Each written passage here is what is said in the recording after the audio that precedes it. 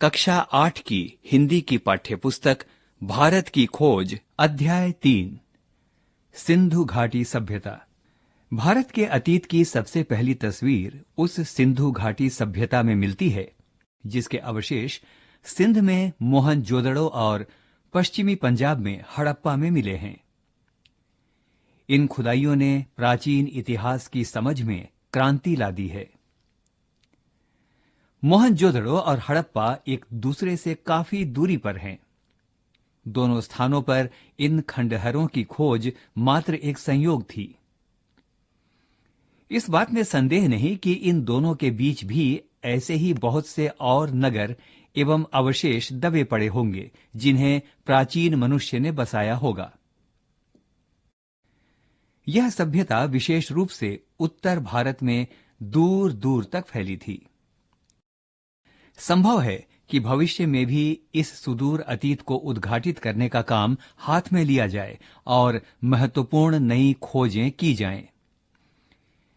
इस सभ्यता के अवशेष इतनी दूर दूर जगहों पर मिले हैं, जैसे पश्चिम में काठियावाड़ में और पंजाब के अंबाला जिले में। यह विश्वास किया जाता है कि यह सभ्यता गंगा की घाटी तक फैली थी। इसलिए यह केवल सिंधु घाटी सभ्यता भर नहीं, उससे बहुत अधिक है। अब तक हम जो जान सके हैं उसका बहुत महत्व है। सिंधु घाटी सभ्यता आज जिस रूप में मिली है उससे अनुमान लगाया जा सकता है कि वह अत्यंत विकसित सभ्यता थी और उस स्थिति तक पहुंचने में उसे हजारों वर्ष लगे होंगे। आश्चर्य की बात है कि यह सभ्यता प्रधान रूप से धर्मनिरपेक्ष सभ्यता थी। धार्मिक तत्व मौजूद होने पर भी इस पर हावी नहीं थे। ये भी स्पष्ट है कि यह भारत में बाद के सांस्कृतिक युगों की अग्रदूत थी। सिंधु घाटी सभ्यता ने फारस, मेसोपोटामिया और मिस्र की सभ्यताओं से संबंध स्थापित किया और व्यापार किया। कुछ दृष्टियों से यह सभ्यता उनकी तुलना में बेहतर थी। यह एक ऐसी नागर सभ्यता थी जिसमें व्यापारी वर्ग धनाढ्य था और उसकी भूमिका महत्वपूर्ण थी। सड़कों पर दुकानों की कतारें थीं और दुकानें संभवतः छोटी थीं। सिंधु घाटी सभ्यता और वर्तमान भारत के बीच समय के ऐसे कई दौर गुजरे हैं जिनके बारे में हम बहुत कम जानते हैं। वैसे भी इस बीच असंख्य परिवर्तन हुए हैं, लेकिन भीतर ही भीतर निरंतरता की ऐसी श्रृंखला चली आ रही है जो आधुनिक भारत को 6-7 हजार पुराने उस बीते युग से जोड़ती है, जब संभवतः सिंधु घाटी सभ्यता की शुरुआत हुई थी। यह देखकर अचरज होता है कि मोहनजोदड़ो और हड़प्पा में कितना कुछ ऐसा है जो हमें चली आती परंपरा और रहन सहन की, लोक प्रचलित रीति रिवाजों की, दस्तकारी की, यहां तक कि पोशाकों के फैशन की याद दिलाता है। यह बात दिलचस्प है कि भारत अपनी कहानी की इस भोर बेला में ही एक नन्हे बच्चे की तरह नहीं, बल्कि अनेक रूपों में विकसित सयाने रूप में दिखाई पड़ता है। वह जीवन के तौर तरीकों से अपरिचित नहीं है। उसने कलाओं और जीवन की सुख सुविधाओं में उल्लेखनीय तकनीकी प्रगति कर ली है। उसने केवल सुंदर वस्तुओं का सृजन ही नहीं किया है, बल्कि आधुनिक सभ्यता के उपयोगी और ज्यादा ठेठ चिन्हों, अच्छे हमामों और नालियों के तंत्र का निर्माण भी किया है। आर्यों का आना। सिंधु घाटी सभ्यता के ये लोग कौन थे और कहां से आए थे, इसका हमें अब भी पता नहीं है। यह संभावना भी है कि इनकी संस्कृति इसी देश की संस्कृति थी। उसकी जड़ें और शाखाएं दक्षिण भारत में भी मिल सकती हैं। कुछ विद्वानों को इन लोगों और दक्षिण भारत की द्रविड़ जातियों एवं संस्कृति के बीच अनिवार्य समानता दिखाई पड़ती है। यदि प्राचीन समय में कुछ लोग भारत में आए भी थे, तो यह घटना मोहनजोदड़ो के समय से कई हजार वर्ष पहले घटी होगी। व्यावहारिक दृष्टि से हम उन्हें भारत के ही निवासी मान सकते हैं।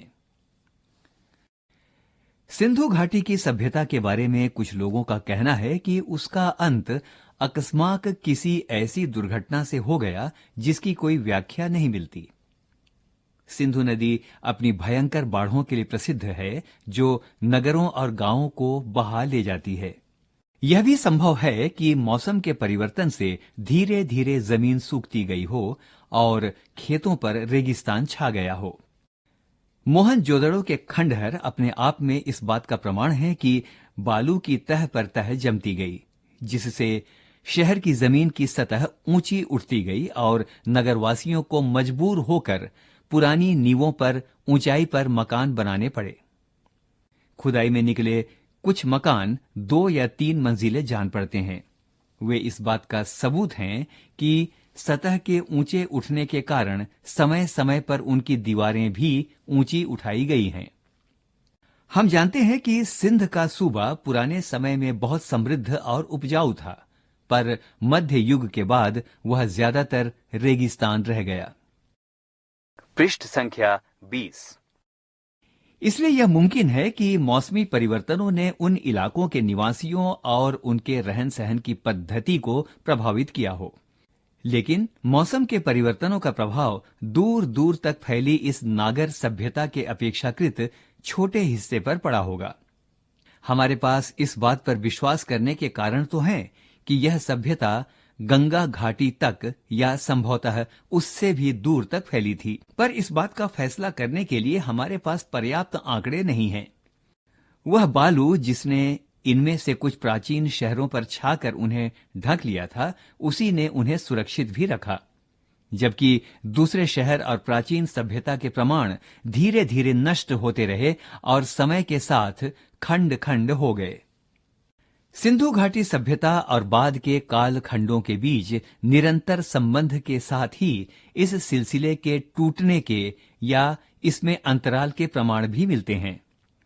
यह टूटना इस बात का भी सूचक है कि बाद में आने वाली सभ्यता भिन्न प्रकार की थी। बाद में आने वाली इस सभ्यता में शुरू शुरू में संभवतः कृषि की बहुतायत थी, गो कि नगर और थोड़ा बहुत शहरी जीवन भी मौजूद था। खेतीहर पक्ष पर जोर शायद उन नवागंतुकों ने दिया होगा जो आर्य थे और उत्तर पश्चिमी दिशा से भारत में एक के बाद एक कई बार में आए। ऐसा माना जाता है कि आर्यों का प्रवेश सिंधु घाटी युग के लगभग 1000 वर्ष बाद हुआ। यह भी संभव है कि इनमें इतना बड़ा समय का अंतर न रहा हो और पश्चिमोत्तर दिशा से भारत में ये कबीले और जातियां समय समय पर आती रही हों और भारत में जज्ब होती रही हों। सबसे पहला बड़ा सांस्कृतिक समन्वय और मेलजोल बाहर से आने वाले आर्यों और उन द्रविड़ जाति के लोगों के बीच हुआ जो संभवतः सिंधु घाटी सभ्यता के प्रतिनिधि थे। इसी समन्वय और मेलजोल से भारतीय जातियों और बुनियादी भारतीय संस्कृति का विकास हुआ, जिनमें दोनों सभ्यताओं के तत्व साफ दिखाई पड़ते हैं। बाद के युगों में और भी बहुत सी जातियां आईं। सबने अपना प्रभाव डाला और फिर यहीं घुल मिलकर रह गए।